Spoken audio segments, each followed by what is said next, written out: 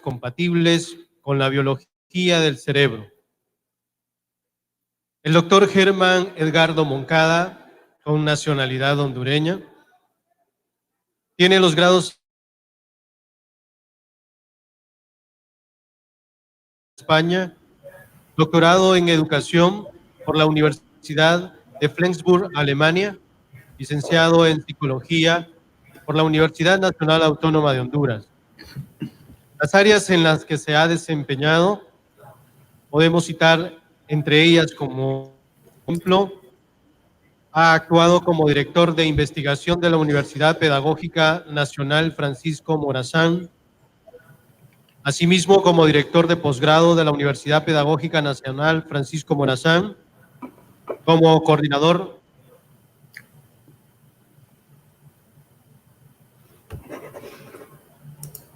y entre sus aportes profesionales también podemos registrar que actualmente es docente e investigador de la maestría en psicometría y evaluación en la Universidad Nacional Autónoma de Honduras.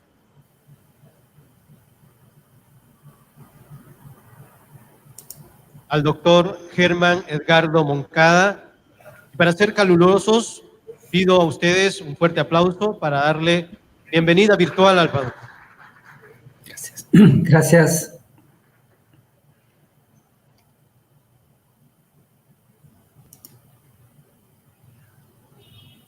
Bien, buenas tardes. Es un gusto para mí tener esta oportunidad. Agradezco mucho la invitación y felicito al comité organizador por haber montado este evento tan interesante que me parece pues bastante pionero en el contexto nacional, entonces pues es de felicitarlos. A ver, voy a poner la presentación para comenzar la conferencia.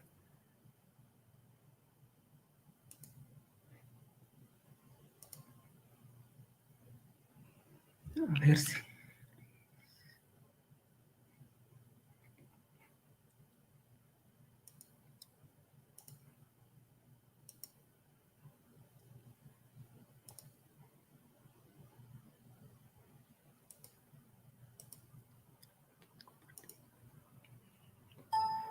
Bien, no sé si está... Bien, ahora sí.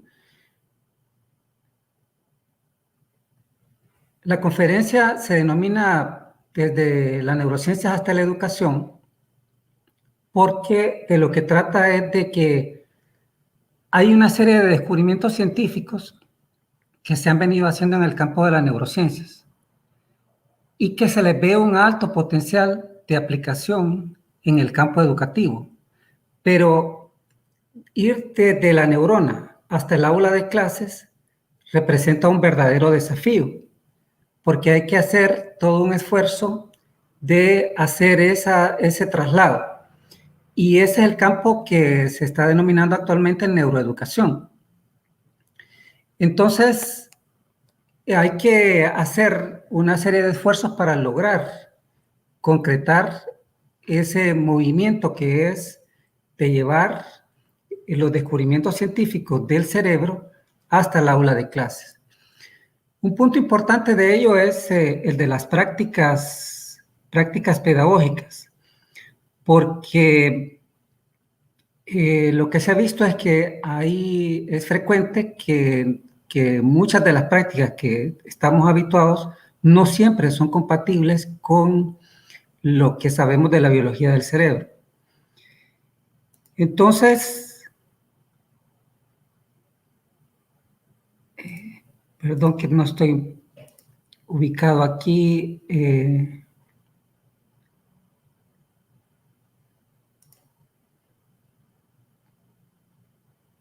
Para mover el... ok, aquí está. Perdone. ¿De qué voy a hablar? Voy a hablar de estos puntos como potenciales prácticas pedagógicas que creo que nos pueden ilustrar sobre este asunto de las neurociencias. Entonces, por ejemplo, el clima de aula, que de acuerdo a los estudios internacionales sobre factores asociados al rendimiento, muestra que efectivamente esto explica en buena medida el desempeño de los estudiantes. ¿Cuál es el clima que hay en el aula? Eso, digamos, tiene una relevancia importante. Entonces, ¿qué dice la neurociencia respecto a este tema? Luego, el tema de las expectativas, también lo que se ha conocido como el efecto de Pigmalión, tanto de los estudiantes como las creencias de los docentes, eso también tiene una importancia bastante significativa en los resultados. Así que vale la pena darle una mirada a este asunto de las expectativas. Poner atención, estar concentrado en el aula de clases, también es otro tema que ha sido abordado por la neurociencia y creo que hay luces interesantes que revisar ahí para ajustar nuestras prácticas. Lo rutinario que resulta a veces lo que hacemos versus la novedad, cómo eso tiene implicaciones sobre lo que se logra en términos de aprendizaje, el tiempo escolar, que es algo también a considerar, y desde la perspectiva de neurociencias, eso se conoce como cronobiología, la actividad física y sus efectos en el desempeño y el uso de dispositivos electrónicos. Antes de continuar, creo que es importante hacer alguna valoración sobre algunas advertencias que hay que tener sobre estos contenidos, y es que estamos llenos de neuromitos, es decir, hoy día las neurociencias están de moda, y entonces para todo neurociencias hablamos de neurosociología, neuroderecho, neuroeconomía, neuromarketing, etcétera, y todo eso está haciendo que muchos hallazgos que son preliminares en la neurociencia y que todavía requieren más evidencia estén siendo tomados de buenas a primeras, y realmente eso puede llevar otra vez a que equivoquemos el camino. Entonces, la neurociencia es un tema bastante nuevo, digamos que tendrá, es difícil poner fechas, pero digamos que entre unos 20 y 30 años, y entonces todavía hay que esperar, aunque ciertamente hay pistas ya interesantes que podemos empezar a valorar.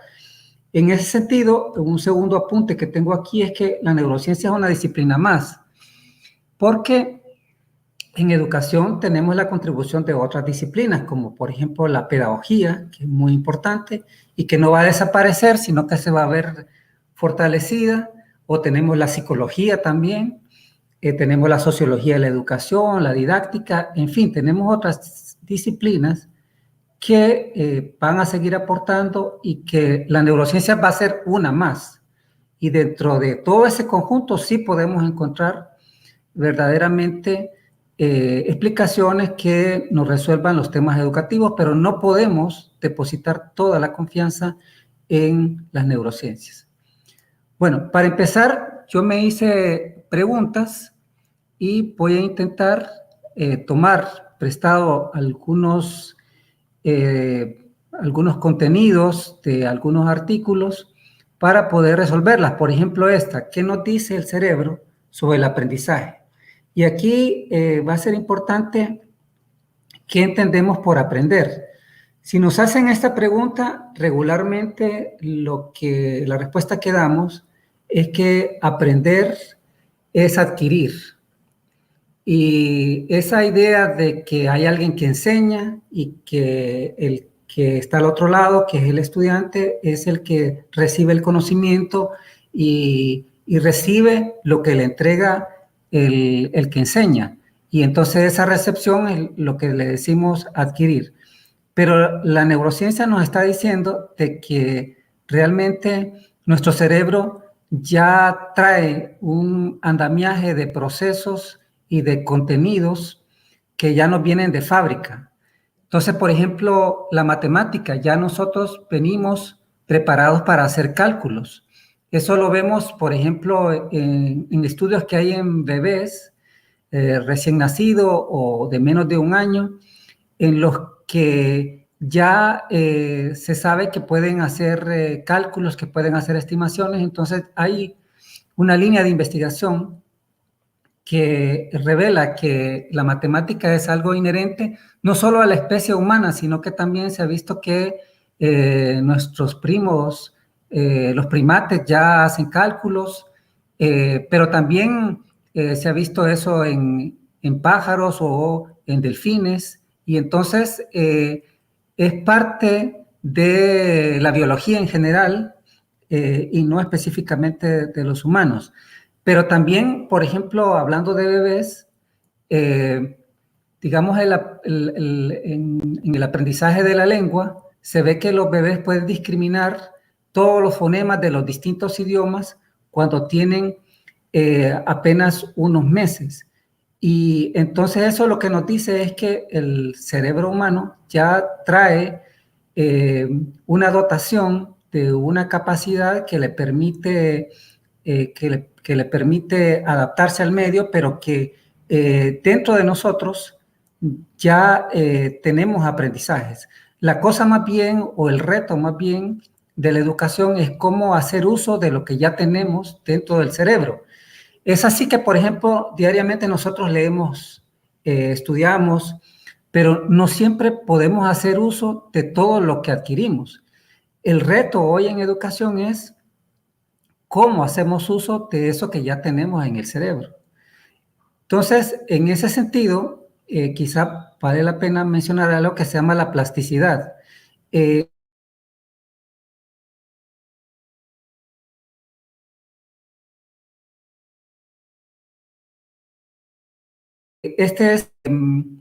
Lo que cuenta es que el cerebro se reorganiza y hace cambios plásticos que están asociados al aprendizaje y al desarrollo de habilidades. Entonces,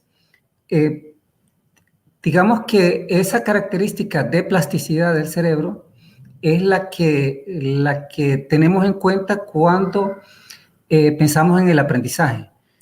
Esta otra diapositiva es de un autor que es un español, Álvaro Pascual Leone, y que trata este tema de la plasticidad en un experimento que hizo.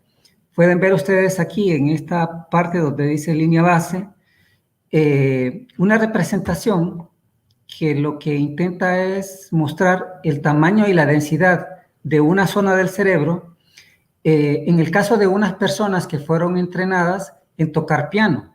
Entonces se les estaba capacitando en eso y se tenía un grupo que se iba a entrenar, que la representación, digamos, de esa zona del cerebro encargada de los dedos que tocan el piano es esto que aparece aquí, comparado con lo de la representación de la zona, de esa misma zona, en un grupo que no iba a ser entrenado.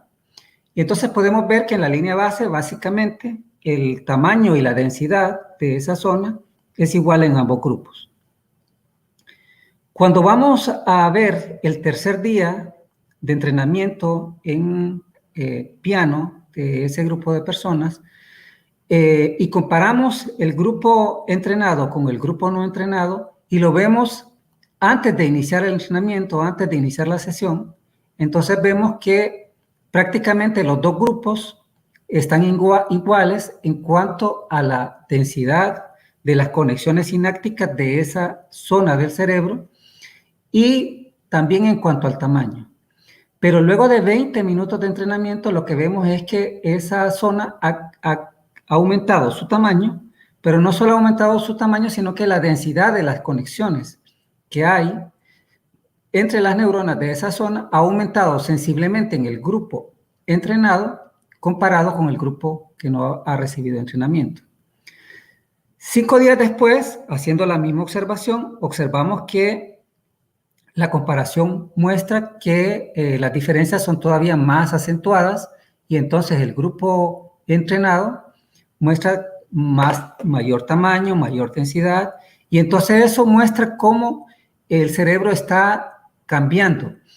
Esta es una demostración que también ya había hecho, y por ese mismo tiempo, Eric Kandel, que es un premio Nobel, un biólogo que trabajó con la plicia, que es algo así como una babosa de mar, y que tiene apenas 20 neuronas, y que lo que Kandel descubrió es que cuando hablamos de aprendizaje y hablamos de memoria, en definitiva, estamos hablando de que hay un cambio, de que hay nuevas conexiones entre las neuronas.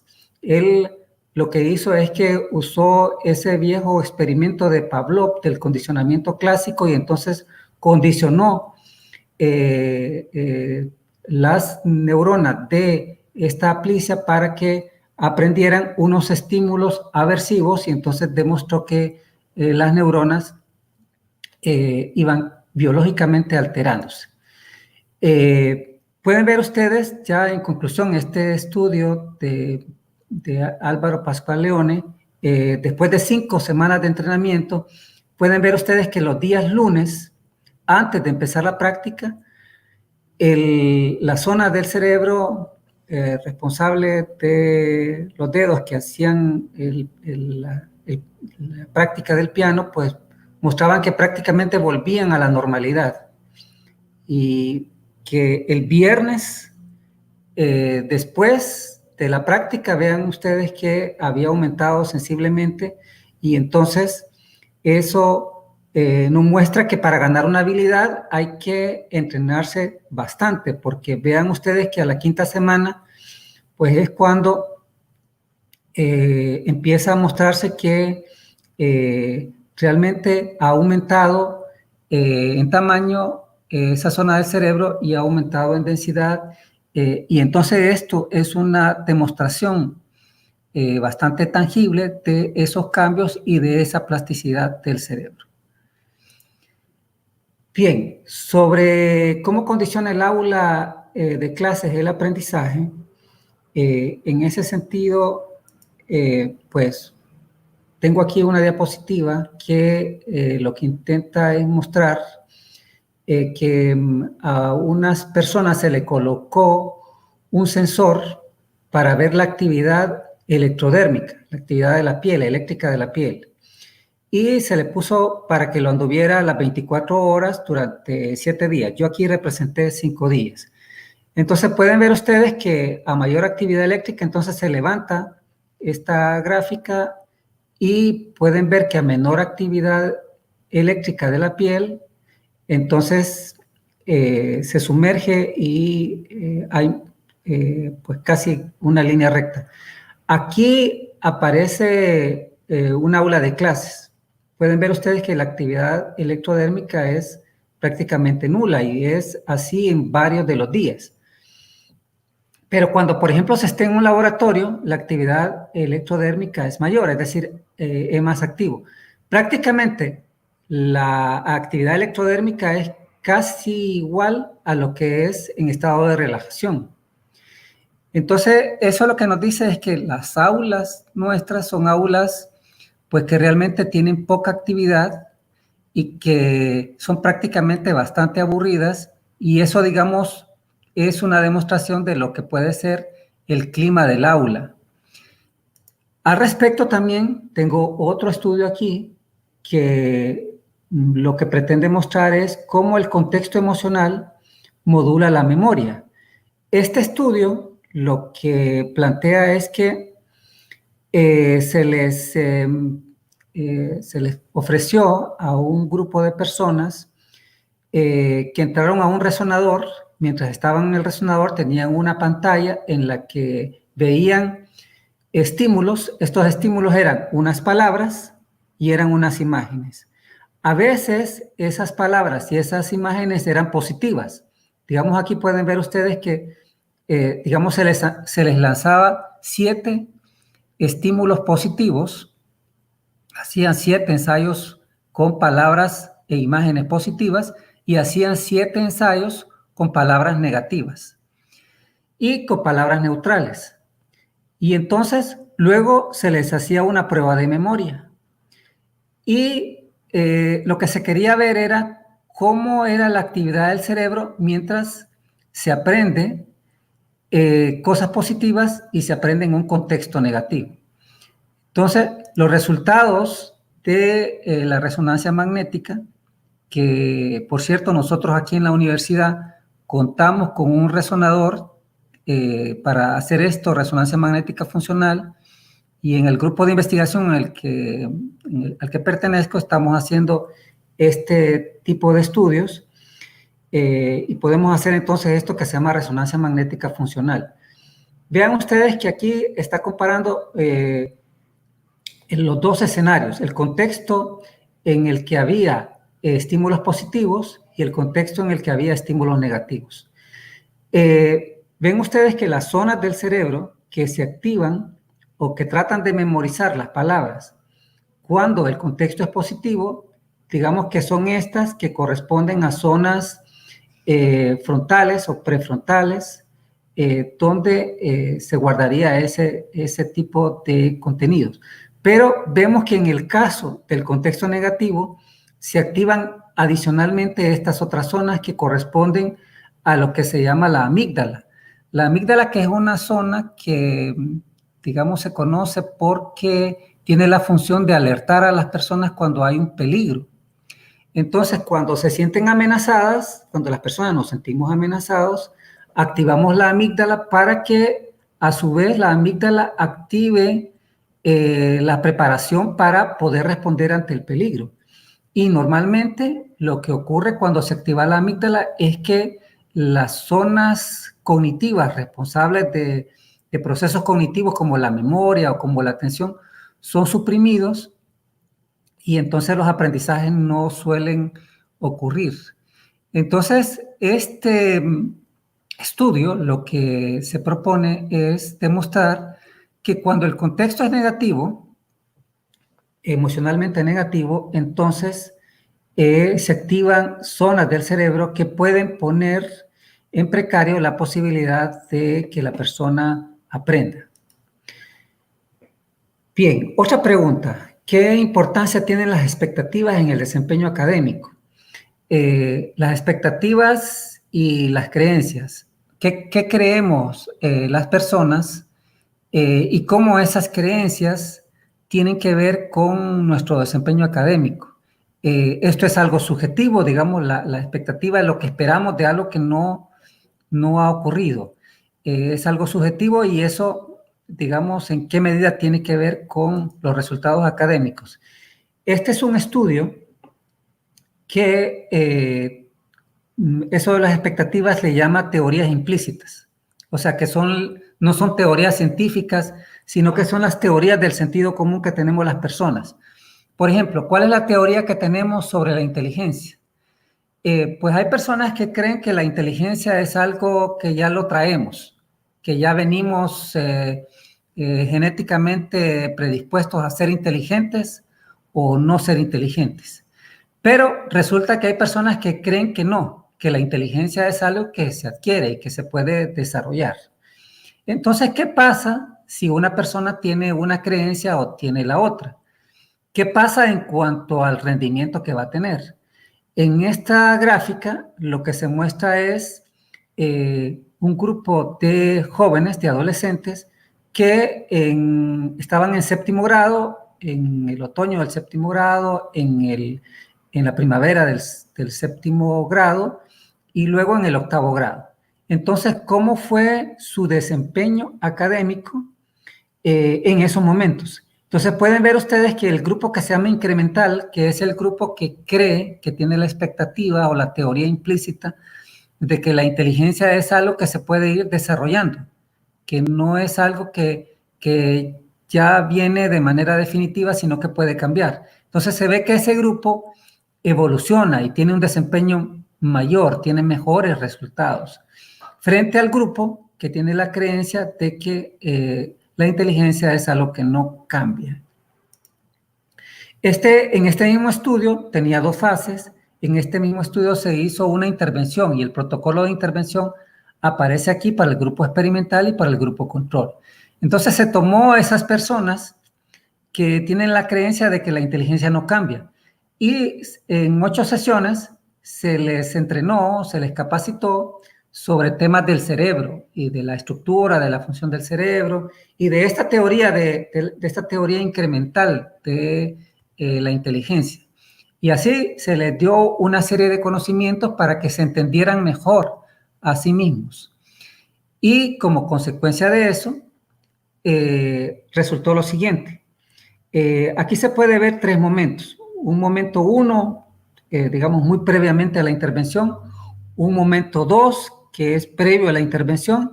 Y aquí lo que se puede ver es la tendencia, cómo va la tendencia con respecto al rendimiento. La variable que estamos viendo aquí es rendimiento, pero estandarizada. Entonces, por eso se ven esas puntuaciones. Pero lo que se ve es que luego de esa intervención, de ese protocolo de intervención, de ese entrenamiento, de esa capacitación que recibieron, el grupo experimental mejora su rendimiento y el grupo control pues sigue la tendencia a que va a tener peores desempeños. Bien, otra pregunta. ¿Cuán fácil es poner atención? Sabemos que la puerta de entrada para poder aprender es que alguien esté atento. Y frecuentemente los profesores solicitamos a nuestros estudiantes que nos atiendan, que se concentren. Pero poner atención se dice fácil, pero cuando vemos qué implica eso en términos del cerebro, lo que encontramos es que aquí hay un autor que trabajó esa pregunta que se llama Michael Posner. Este es su artículo. Y Michael Posner lo que descubre es que eso que llamamos atención en realidad es una cosa muy compleja. Y él dijo que en realidad son 3 cosas. La atención no es una, sino que, por ejemplo, alertar, estar alerta, orientarse y decidir ejecutivamente. Digamos que él le denominó de esta manera al tema de la atención. Y además tomó una serie de estudios que le permitieron identificar qué zonas son las responsables de cada uno de estos 3 componentes de la atención. Y entonces vemos que hay una gran cantidad de estructuras que tienen que ver con el tema de la atención. Entonces no es un asunto tan fácil el de la atención, el de concentrarse. En realidad, hoy día hablamos de atención selectiva y atención dividida. Y hablamos de que poner atención no es un asunto tan simple. Por ejemplo, si vemos esta imagen y al observarla tratamos de identificar qué es lo que se ve ahí y nos tomamos un tiempo para verlo, entonces lo que notaremos es que algunas personas lo que ven es una viejita. No sé si ustedes lo están haciendo, pero algunos seguramente es lo que ven. Otros lo que ven es una joven que está volteando hacia la derecha. Pues resulta que hay veces que podemos ver de buenas a primeras las dos representaciones, pero hay veces que solo podemos ver una. Hasta que nos cuentan que hay dos tipos de mujeres aquí en esta imagen, entonces es que podemos captarlo. Y eso lo que muestra es que no simplemente se trata de presentar un estímulo, sino que para poder poner atención, para poder dirigir nuestra atención y poder ver cosas que aparentemente son obvias, requerimos que alguien nos oriente. Esa es la función de un docente. La función es poder orientar esa atención, porque aunque presentáramos el estímulo, no por presentar el estímulo es que el estudiante va a lograr poner atención. Entonces, el gran reto es poder lograr orientar la atención del estudiante. En un estudio que hicimos aquí con el resonador nuestro, pero de ese estudio yo extraje esta diapositiva, que es que cuántos estudiantes de los que tomamos, estudiantes de centros educativos de aquí de Tegucigalpa, tenían elevados niveles de concentración de cortisol en cabello. Entonces, aquí en la gráfica muestra que un 30% tiene elevado el cortisol y un 8% lo tiene bajo. Digamos un 38%. Y redondeando, podríamos decir que 1 de cada 3 alumnos que nosotros tomamos en esta muestra tenía altos niveles de cortisol.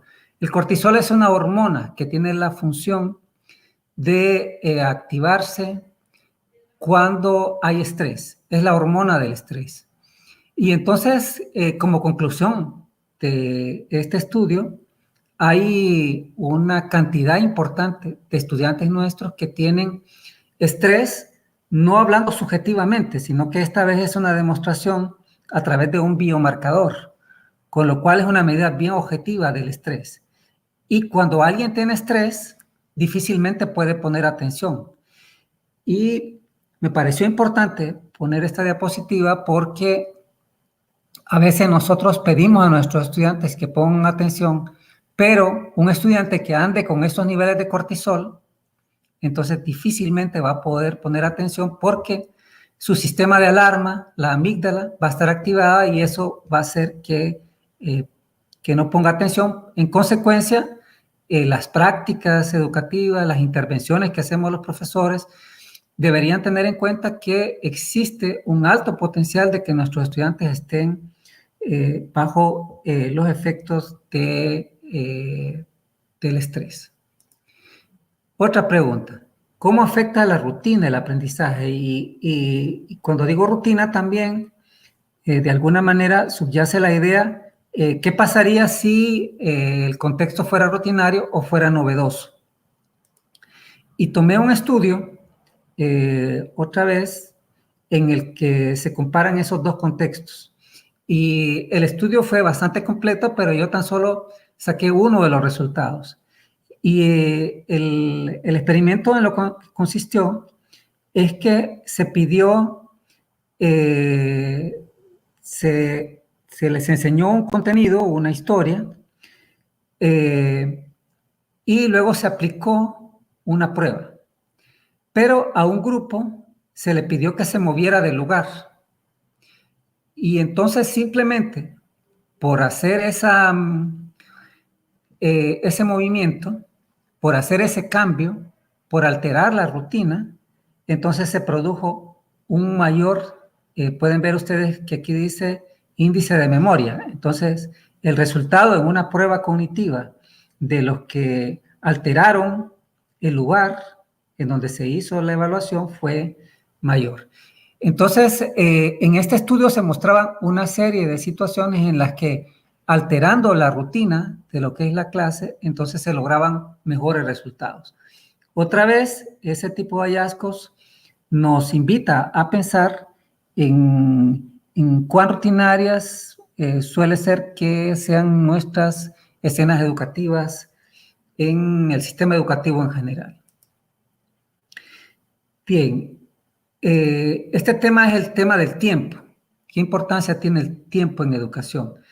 Y va a ser importante porque la actividad cognitiva sigue unos ritmos también. Hay momentos del día, incluso del mes o del año, en el que tenemos una mejor predisposición para nuestra actividad cognitiva. Concretamente, podemos ver en esta gráfica que a lo largo de un día nuestra temperatura oscila, pero también nuestro desempeño también oscila y nuestro desempeño para tareas simples y para tareas complejas.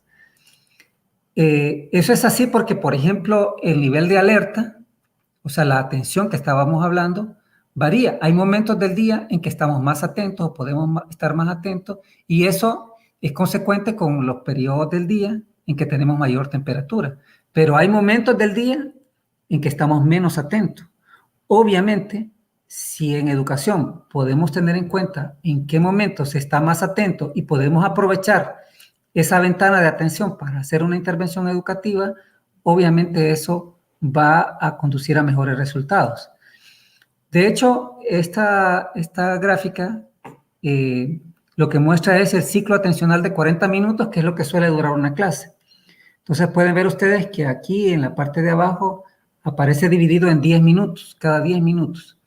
Entonces pueden ver ustedes que más o menos que el ritmo de atención comienza de cero, digamos, y se va elevando en la medida en que va transcurriendo la clase. Y cuando más o menos llega alrededor de unos 7, 8 minutos, y más o menos hasta los 12 minutos hay un máximo de atención. Pero digamos que hay altos niveles de atención, unos 10, 15 minutos. Luego la atención baja, luego se puede recuperar. Pero si bien es cierto, esto es la estimación que hay sobre el comportamiento del ciclo de atención en una hora, también es cierto que depende de la intervención.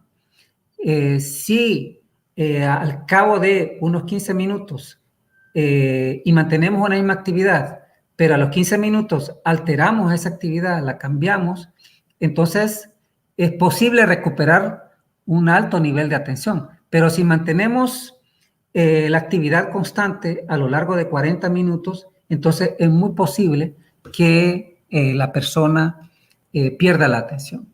Y eso se ve, por ejemplo, en una charla como esa, como esta que estoy dando, que después de 15 minutos las personas pues empiezan a pensar en otras cosas.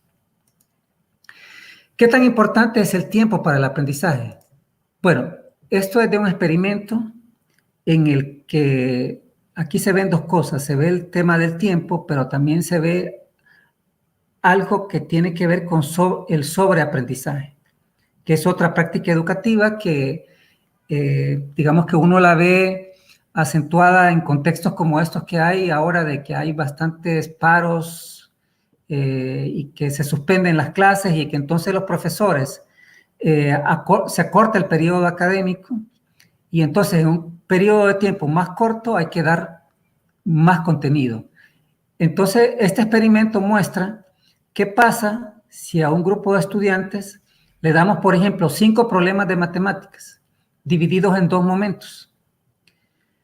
Y esos 2 momentos es que se los damos con 6 días de diferencia. Versus un grupo, otro grupo, al que le damos los 10 problemas de una vez. Entonces, lo que muestra esta investigación es que cuando se hace la evaluación, aquí en la gráfica podemos ver el momento 1, aquí 1, el rendimiento después de hacer la práctica de los 10 problemas, nada más que en un grupo dividido en 2 momentos, el rendimiento del grupo al que se le dio dosificado en 2 momentos fue de 70, pero el grupo al que se le dio los 10 problemas de una vez tuvo un mayor rendimiento, tuvo 5 puntos más, pero cuando vemos 4 semanas más tarde el rendimiento, vemos que este estudio demuestra que el aprendizaje en el grupo en el que se dividieron los problemas se mantuvo prácticamente el doble del grupo que recibió los 10 problemas de manera masiva. Entonces, esto también, digamos, es una reflexión en cuanto a la dosificación que tenemos que hacer y en cuanto a que el tiempo sí importa, porque ven ustedes que a largo plazo lo que nos interesa es que los estudiantes aprendan y sostengan el aprendizaje, no la práctica que tenemos habitualmente, que es que los estudiantes estudien un día antes, porque a eso es lo que invita el sistema educativo, a que aprendamos para el examen y no tanto para la vida. Bien. La actividad física puede contribuir al aprendizaje.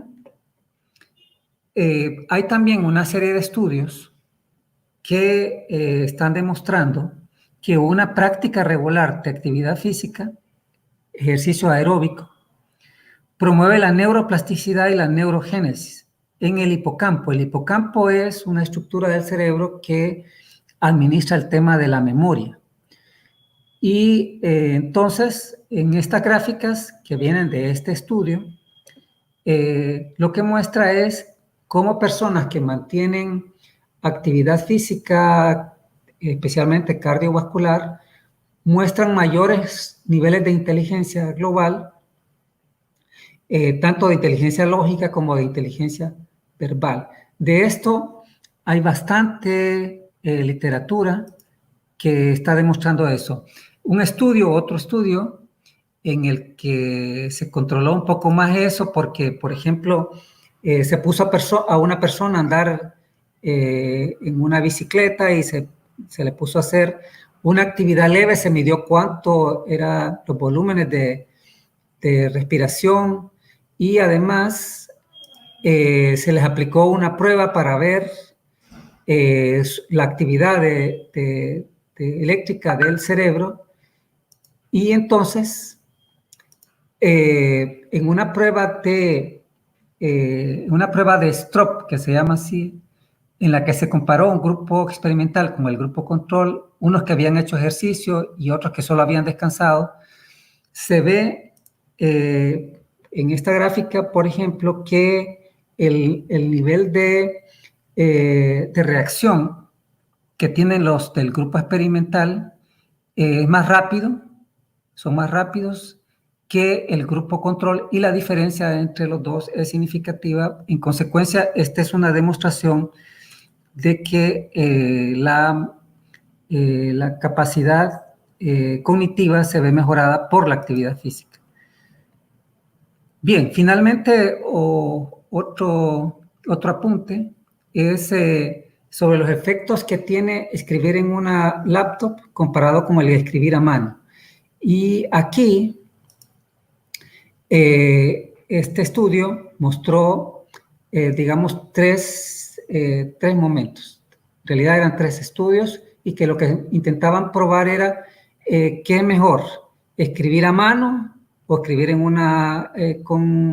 con una computadora en el aula de clases, que cada día se está poniendo más de moda ver que los estudiantes llegan con tablets o llegan con la computadora. Y entonces, por ejemplo, en esta gráfica se puede ver que contando las palabras que había escrito, la persona que usa la laptop, se ve que la barrita es más alta. O sea, copia más, toma más nota alguien que lleva una laptop, comparado con alguien que escribe a mano. Y la diferencia es significativa estadísticamente. En un estudio 2, se les pidió a sus estudiantes que copiaran, pero no todo, sino que solo lo que fuera importante. Y entonces siempre se ve que los del grupo de la laptop siempre copian más. Y el tercer estudio lo que pedía era que repasaran sus notas, y entonces se ve que siempre los de la laptop, digamos, tienen más. Cuando se comparó lo que tomaron nota contra lo que verdaderamente estaba ocurriendo en el aula, entonces se vio que los que copian en laptop generalmente copian mejor lo que se dice en el aula de clases. Y bueno, en ese punto, digamos que los de la laptop andan mejor. Pero cuando se ve ya en términos de desempeño, de cuánto aprendieron, lo que se ve es que sin intervención, o sea, simplemente comparando lo que habían aprendido conceptualmente, se ve que los del grupo de la laptop tienen un menor rendimiento comparado con el grupo de los que escriben a mano. Por tanto, escribir a mano, digamos que es algo que tiene bastantes beneficios en el aprendizaje. Y esta otra diapositiva, esta otra gráfica, lo que muestra es que en términos también de la intervención, es decir, cuando se les dice que repasen sus notas, entonces aún repasando sus notas, los que repasan las notas escritas a mano tienen mejor desempeño que cuando las repasan usando las notas tomadas en la laptop. Para finalizar, un mensaje diciendo que no pretendamos que las cosas cambien si siempre hacemos lo mismo. Esa es una frase que dijo Einstein y que me pareció interesante en términos de que si las prácticas pedagógicas que seguimos desarrollando se mantienen y nos estamos dando cuenta que los resultados que estamos obteniendo no son los mejores, entonces para que las cosas cambien tendremos que hacerlo de una manera diferente. Bien, muchas gracias.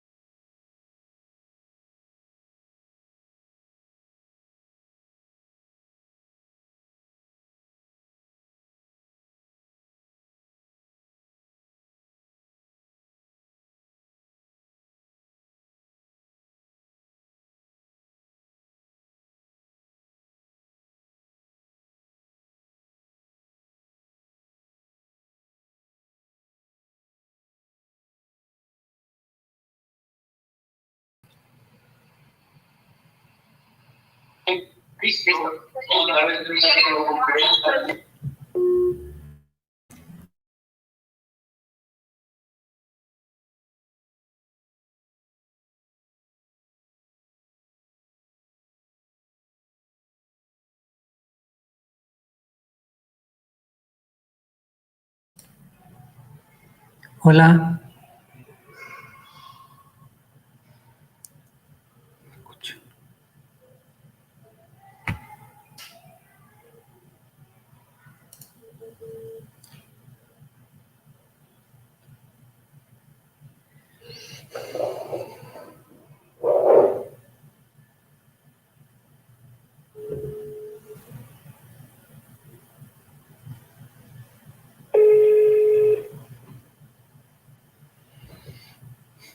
Escuchamos, doctor. Bueno, ¿me escuchan? Sí, doctor. Adelante, le escuchamos. Bueno, perfecto. Entonces, no sé, estoy aquí disponible por si hay alguna inquietud. Dígame. El público tiene un interrogante para usted.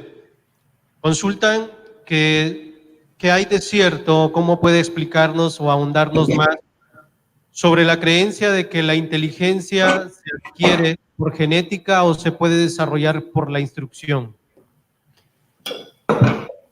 Es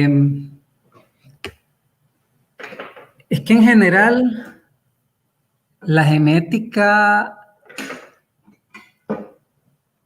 nos da un aporte, es decir,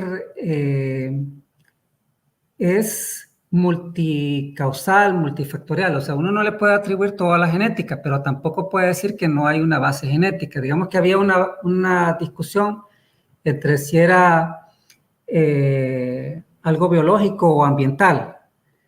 Pero hoy día sí podemos decir con bastante claridad de que tanto el medio como la genética tienen que ver.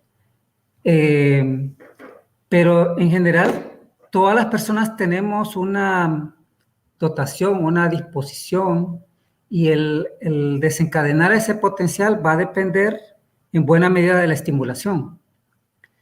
Entonces, ese papel de la estimulación puede llevar a que la inteligencia sea bastante más alta de lo que en un primer momento se puede creer o se puede pensar. Entonces la respuesta es que ni una ni otra, las dos. O sea, las dos son importantes, pero no se puede creer que solo la genética manda, sino que también el ambiente es importante. Es como una semilla. Si nosotros sembramos una semilla, la plantamos, por muy buena semilla que sea, si no la regamos y si no le damos, si no introducimos estímulos externos más allá de la semilla por sí misma no va a prosperar. Entonces, igual las personas necesitamos que alguien riegue la semilla de la inteligencia. Entonces, esa es la estimulación a la que hace referencia, digamos, cuando pensamos en esto de que las funciones cognitivas no son algo que ya vienen dados, sino que es algo que se puede desarrollar.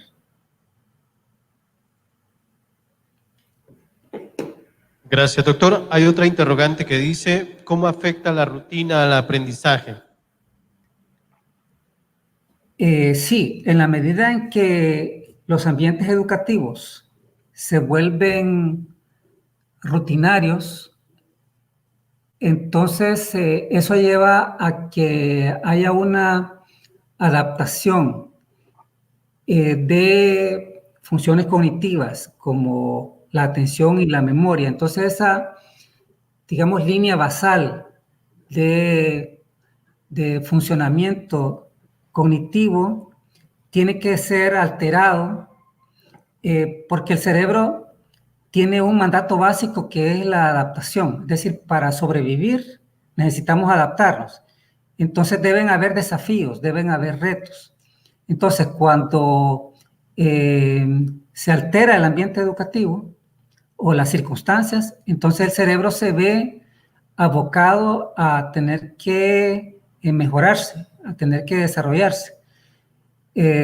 Digamos que hay estudios hoy día que dicen que el cerebro humano se desarrolló históricamente en momentos en que hubieron grandes crisis. Los saltos cognitivos de la humanidad se produjeron cuando, por ejemplo, los seres humanos tuvieron que enfrentarse a una gran glaciación. O sea, cuando fue la gran glaciación, digamos que hubo un salto cognitivo en la especie humana. Entonces, igual, en el caso del aula, si el ambiente es muy rutinario, y suele ser que los profesores caemos en esa rutina cuando tenemos que dar la misma clase todos los periodos, entonces eso hace que lo manejemos bien, pero por otro lado se vuelve rutinario y entramos en una zona de confort que hace que se vuelva un tanto aburrido y ya casi todos lo sabemos al respecto. Sabemos qué van a hacer los alumnos, qué van a decir, los tiempos los manejamos bien, pero esa rutina está al mismo tiempo conspirando con nuestro propio desarrollo, pero también contra los estudiantes porque se está volviendo una rutina y para que haya un salto en el desarrollo se necesita poner en juego algo que es la curiosidad. Digamos que la curiosidad es un motor importante de la motivación y la motivación está en la base también del circuito de recompensa, que es un filtro, una especie de filtro emocional que es clave para que estemos más dispuestos al aprendizaje. Entonces, eso solo se logra si tratamos de introducir ambientes que sean novedosos, circunstancias que sean novedosas, y ahí requiere eso bastante creatividad porque no hay recetas. Digamos que lo que puede ser novedoso en un contexto no necesariamente lo es en otro. Entonces, hoy día estamos acostumbrados con la ola esta del constructivismo a que nos volvemos estrictamente en un rol de facilitadores los docentes, pero vendría bien, por ejemplo, ser algo conductistas en ocasiones para romper esa rutina, porque el conductismo no está totalmente derrotado, sino que hace aportes. Y entonces, por ejemplo, un buen profesor dando una buena clase magistral sería algo que puede ser que ayude bastante al aprendizaje. Entonces, ¿qué es una novedad? Es algo que tendrá que verse en un determinado contexto.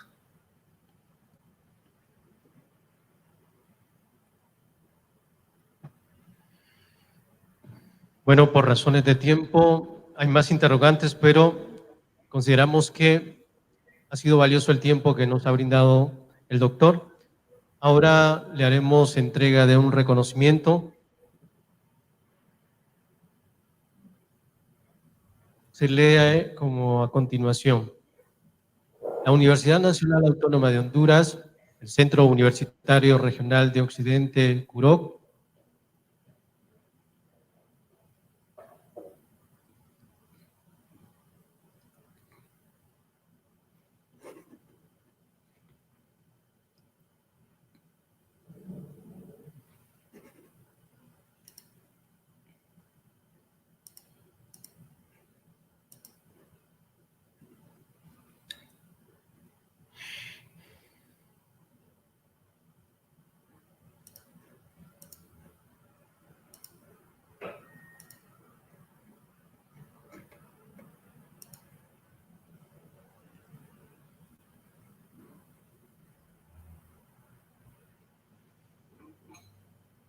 su participación. Bueno, muchas gracias. Sí, lamento mucho los problemas de conexión, pero ha sido un placer estar con ustedes esta tarde. Muchas gracias, doctor. Bueno, hasta luego. Bien, ha sido la participación de un destacado investigador y reconocido